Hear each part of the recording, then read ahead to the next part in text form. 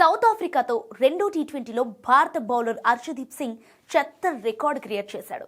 Innings 11వ ఓవర్లో బౌలింగ్కి వచ్చిన అర్షదీప్ సింగ్ ఆ ఓవర్ని పూర్తి చేసేందుకు ఏకంగా 13 బంతులు తీసుకున్నాడు. ఆ ఓవర్ మొదటి బంతికి క్వింటాన్ డికాక్ సిక్సర్ బాదాడు. ఆ తర్వాత వరుసగా 2 వైడ్లు వేసిన అర్షదీప్ సింగ్ రెండో బంతికి పరుగులేమీ ఇవ్వలేదు. ఆ తర్వాత ఏకంగా 4 వైడ్లు వేశాడు. మూడో బంతికి వచ్చేసరికి సింగిల్ ఇచ్చిన అర్షదీప్ సింగ్ 4వ బంతికి 2 పరుగులు సమర్పించాడు. అయితే 5వ బంతికి మార్కరం సింగిల్ తీయగా ఆ తర్వాత మరో వైడ్ వేశాడు అర్షదీప్ సింగ్. చివరి బంతికి మరో సింగిల్ ఇచ్చాడు.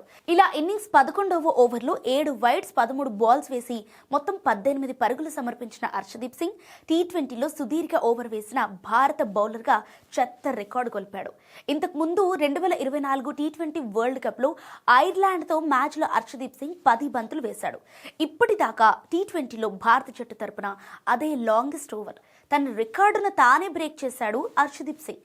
ఓవరాల్గా చెప్పాలంటే టెస్ట్లో ఆడే టీమ్స్లో లాంగెస్ట్ ఓవర్ వేసిన రికార్డు కూడా సమం చేశాడు అర్షదీప్ సింగ్. ఇంతకుముందు ఆఫ్ఘన్ బౌలర్ నవీన్ ఉల్ హక్ జింబాబ్వేతో మ్యాచ్లో ఓవర్ ఫినిష్ చేసేందుకు 13 బంతులు తీసుకున్నాడు. మొత్తంగా అర్షదీప్ సింగ్ ఆ రికార్డును సమం చేశాడు.